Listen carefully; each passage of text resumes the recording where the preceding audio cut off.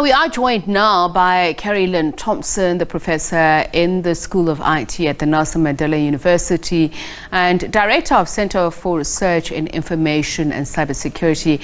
As we've just watched that excerpt of you, thank you first of all for taking the time to speak to us, Professor. But as we watched that excerpt of you explain that it's not cybersecurity in the strict sense of the word, but I just want to understand, why is this the first of its kind? And tell us a little bit more about this creation of a Cyber Smart Squad.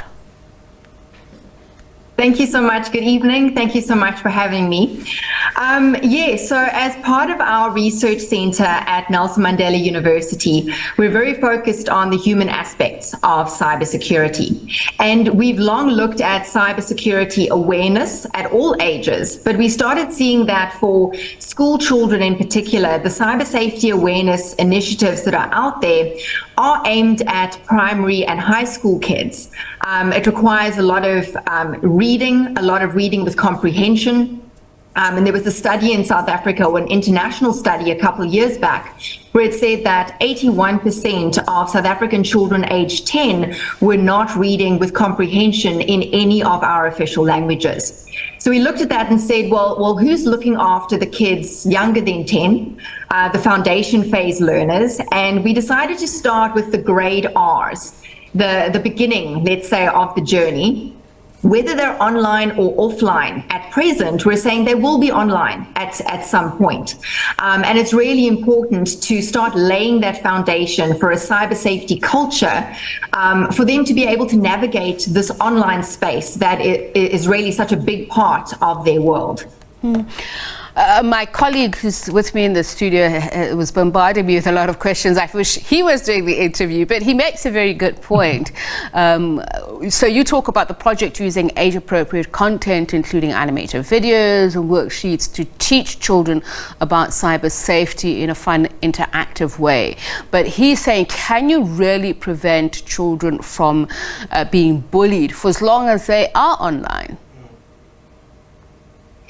It's unfortunately not something that we'll be able to address completely, in the sense that we still have offline bullying, we call it that, years and years. It's been around for decades, and we haven't been able to eradicate it completely.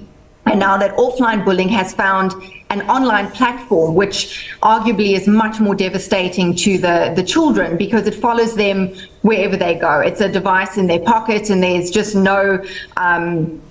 there's no escaping it, right? They've got their phones with them all the time. So we're not saying that we will prevent cyberbullying completely, but if a child were to be cyberbullied, that repeated harassment online by someone they know, someone they don't know, we're ideally giving the grade R learners and future learners the tools that they need in order to be able to report that kind of behavior to a trusted adult, whether it's a mom, a dad, a caregiver, a teacher, a grade R teacher at this age, to say, well, we need to speak up. And this is where our superpowers of our Cyber Smart Squad come in. Courage, for example, to stand up and say, well, I'm a victim of cyberbullying, and I'm going to report this to someone. I'm going to be brave. Or, very importantly, that triad. We've got the bully, we've got the victim, we've got the bystanders. And bystanders standing up for the victim, reporting the cyberbully, has been found to be very effective in neutralizing cyberbullies in studies around the world. So from young, we really want to encourage our kids to not just let this bullying continue. If they see something, they need to report something to try and curb this massive spread of bullying online. Now, you correct me if I'm wrong. From what I've seen and observed and experienced, it seems that half the time the problem actually lies with the adults who look on, who don't help correct behavior. So young children, and I want to understand how the Cyber Squad team teaches these grade R learners, capacitates them, empowers them. How does it, just all the things that you've mentioned, looking at the various forms of bullying that take place, how does it teach them, empower them? And also, even if they do report it, what if it's to non-responsive adults? Absolutely, and you've touched on a very, very important point there. It doesn't help, and most of the cyber safety initiatives out there recommend to children at any age, or anyone, we're looking at adults being cyberbullied these days in the workplace as well, go and report it to someone. But it doesn't help if in the reporting, the person you're reporting it to does not know how to handle a case of cyberbullying. What does a teacher do? What does a parent do in these scenarios? And often the instinct for parents is to take the device from the kid and say, well, if you shouldn't go online, so you won't experience that. And that doesn't help the case either.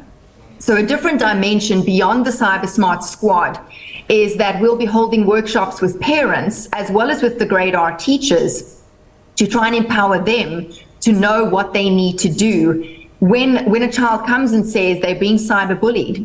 What can be done? If they come and say they've seen inappropriate content online, what technical means can a parent take or a caregiver take to block that kind of content for the kids? All right, Professor Thomson. So for the grade R learners, we want them, yes. I'm just going to give you an opportunity. You can mute yourself, have a sip of water, or do something, just clear your throat, because I see you need that. But I just want to then look at the future, with AI becoming more and more present in our daily lives. And I think also that it's meant to improve, but it does take away a sort of humanness, humanity away from innocent minds, children. So we're mimicking, we're emulating things that are just far beyond the realm of ordinary humanity. So I think this is where some of these bad habits come from.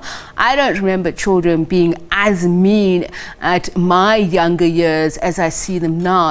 It becomes more and more sophisticated. So as you're building this technology, as we're digitizing further, how do we build that into the kind of programs that we're coding, that we're building, so that we also, inject some humanity into online users to prevent bullying?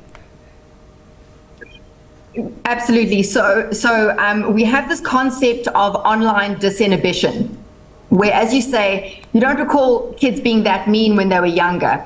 But when people go online often, their inhibitions go away. They're anonymous. They can hide online. They can be a completely different person online often. And there's this disconnect between the offline world and the way I act in real life versus the way I act when I go online. And that's where that disinhibition comes in. And the toxic disinhibition covers things like cyberbullying and harassment. So we first, and that's part of the program as well, is to try and get these young learners to realize that these two worlds are the same. They're not disconnected. It's not a fantasy world online that when I say something to someone that's mean, it doesn't just disappear into the ether. It's having a real effect on someone somewhere. And when we turn our attention to things like artificial intelligence and AI, a lot of people are hypothesizing, where are we going with this? What's going to happen to our jobs and to job security going forward? But I think a deeper question we need to ask is, what is all this AI and this interaction with technology going to do to us as a society in terms of our interactions with each other? And if technology is the primary way that we are interacting, we need to learn to do this in a safe and responsible manner to be good digital citizens. Just finally, can we teach grade R's discretion? And I mean this on a deeper level, that I remember that some time ago there was a fad of a game telling children to jump off, I don't know, roofs or whatever weird thing that they were doing, and actually committing suicide or doing things that are harmful to themselves. How do we ingrain that into somebody who is a toddler or a young child, to understand that something like this is toxic by its nature, that it's easily identifiable, that there's a red flag that goes on before they even interact with the content? So our content, our cyber safety program is not just focused on cyberbullying. So there's inappropriate content, there's cyber predators, that's stranger danger.